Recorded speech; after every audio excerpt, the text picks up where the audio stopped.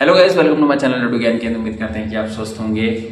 तो ये वीडियो उन एस्पिरेंट के लिए होने वाला है जो टीआरई 4 का इंतजार कर रहे हैं और मुझे बार बार कमेंट में लिख रहे हैं कि टीआरई 4 आएगा क्या, टीआरई 4 आएगा। सबसे ज्यादा पूछने वाला यही पूछा जाने वाला सवाल है कि टीआरई 4 आएगा कि नहीं। फिर दूसरा कि एस्टेट टीआरई 4 से पहले होगा कि नहीं। फिर क्वेश्चन पूछ रहे हैं कि पढ़ाई में मन नहीं लग रहा है। फिर क्वेश्चन है, कुछ कुछ ऐसे क्वेश्चन है जिनके बारे में मैं इस वीडियो में चर्चा करूंगा कि बिगिनर है तो कैसे पढ़ाई शुरू करें। बहुत सारे लोगों का इस बार पहली बार टीआरई 4 है तो वो लोग कैसे पढ़ाई शुरू करें। तो इन सारे सवालों के जवाब मैं आपको इस वीडियो में दूंगा, तो वीडियो अंत तक देखिएगा।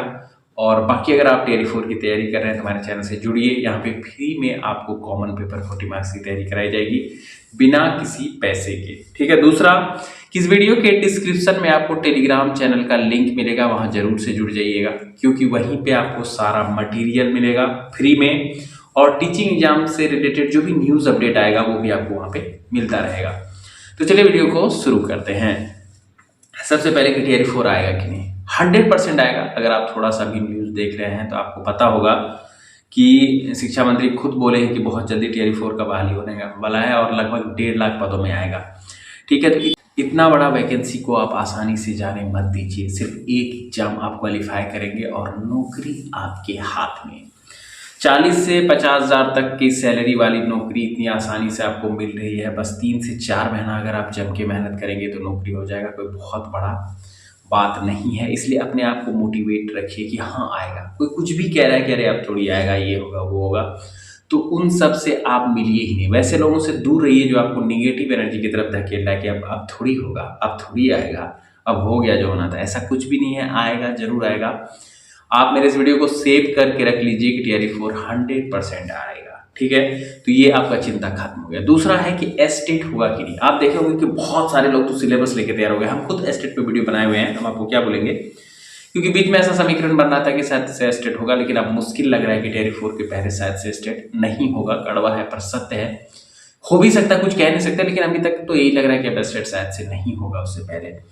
और बहुत सारे लोग इसके लिए परेशान भी हैं। बहुत सारे लोगों का कहना है कि होना चाहिए। ठीक है, हमको भी लगता है कि होना चाहिए। और उसके बाद जो एक सवाल आता है कि भैया पढ़ाई में मन नहीं लग रहा है। बहुत सारे भाई बहन मुझे रिकमेंड करते हैं भैया पढ़ने में मन ही नहीं लग रहा है, आधा घंटा पढ़ते हैं फिर मोबाइल देखने इधर उधर।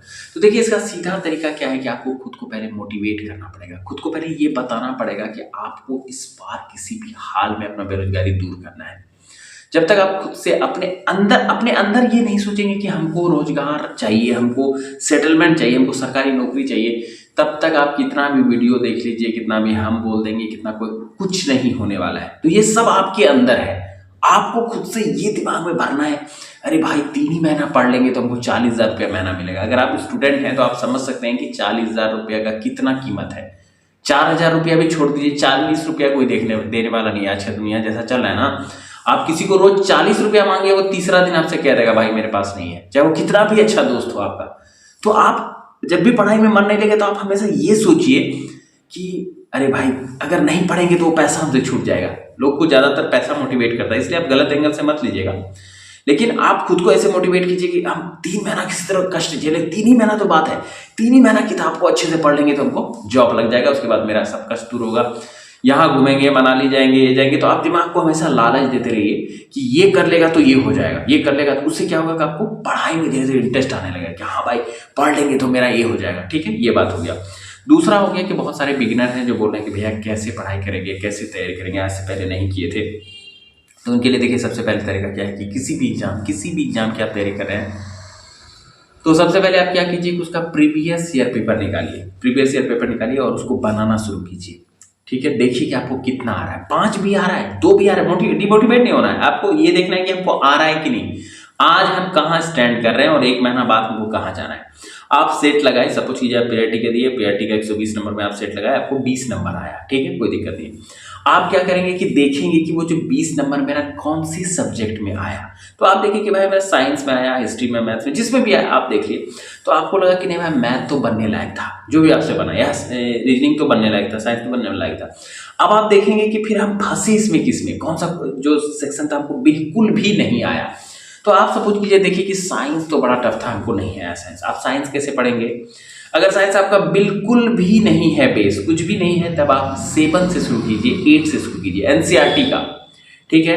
एनसीईआरटी का 7 8 से शुरू कीजिए, धीरे धीरे ऊपर बढ़िए, फिर 9, फिर 10, धीरे धीरे पढ़ना शुरू कीजिए और थोड़ा सा पढ़िए। पहले दिन ही बहुत ज़्यादा पढ़ने का रिस्क मत लीजिए। आधा 1 घंटा एनसीईआरटी पढ़िए, फिर छोड़ दीजिए, फिर इधर उधर गपशप कीजिए, घूमिए, फिर ऐसे ऐसे करते करते टाइम आप बढ़ाते चलिए और क्लास भी धीरे धीरे बढ़ाते चलिए। आप देखिएगा कि 15 से 20 दिन अगर आप ये रूटीन फॉलो करेंगे तो आपको काफ़ी इंप्रूवमेंट लगेगा और एनसीईआरटी के साइंस देखने में आपको बहुत मजा आएगा, मतलब पढ़ने में बहुत मजा आएगा। हमको भी पहले बोर लग रहा था, लेकिन जब हम 2 3 4 बार पढ़ लिए तो बहुत मजा आने लगा।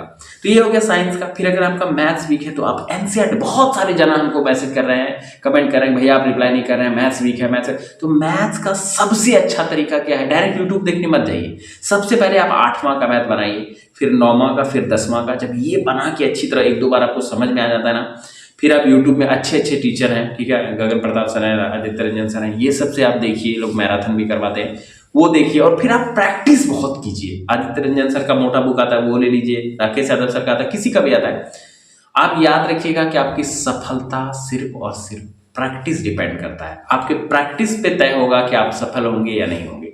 आप जितना ज़्यादा अभ्यास करेंगे उतना ज़्यादा मार्क्स आपका इंक्रीज होते जाएगा एग्जाम में, ये बात याद रखिएगा, ठीक है। ये हो गया। रीजनिंग का भी फिर आप ऐसे ही करेंगे। रीजनिंग का हम बुक भी बता चुके हैं कि बीएसएससी का प्रीवियस ईयर आता है, वो खरीद लीजिए, आप उससे बनाइए। जो भी सब्जेक्ट है पहले उसको बेसिक बुक से आप शुरू कीजिए, फिर यूट्यूब में जाइए, फिर टेस्ट लगाइए। आप किसी का भी टेस्ट देखते होंगे, जैसे टॉप 50 क्वेश्चन आप मॉडर्न हिस्ट्री, बहुत सारे वीडियो लोग आजकल बना रहे हैं, वो आप बनाने गए, आपसे 2 3 नहीं बना, आप डिप्रेशन में चले गए, भाई 2 3 नहीं बना, हमसे थोड़ी होगा, आप डिमोटिवेट करके छोड़ के। ऐसे नहीं होगा। आप पहली बार शुरुआत कर रहे हैं, आप चलेंगे गिरेंगे। ऐसे भी आप देखे होंगे कि छोटा बच्चा जब चलना शुरू करता है तो क्या होता है, चलता चलता गिर जाता है, होंठ कट गया, हाथ कट गया, पैर कट गया, चोट लग गया, लेकिन वो चलना छोड़ता है क्या? नहीं चलना छोड़ता है। तो इसी तरह आप भी ये सोचिए कि हमको भी कुछ नहीं आता है, हम ब्लैंक हैं। धीरे धीरे धीरे धीरे आप अच्छे से, जब बुक मेन है, ये बात आप याद रखिएगा कि बुक आप जितना ज़्यादा पढ़ेंगे उतना ज़्यादा आपको मतलब मार्क्स उतना ज़्यादा इंक्रीज होगा और आपका कॉन्सेप्ट उतना ज़्यादा बिल्ड होगा। आप ये सोच रहे हैं अगर कि हम 500 क्वेश्चन कर लेंगे तो हिस्ट्री निकल जाएगा, 500 क्वेश्चन कर लेंगे ज्योग्राफी निकल जाएगा, ये नहीं निकलने वाला है। वो समय निकल गया भैया, वैसे रिजल्ट नहीं बनेगा। आप मेरा बात देख के ले लीजिए, आपको बुक ही फॉलो करना पड़ेगा।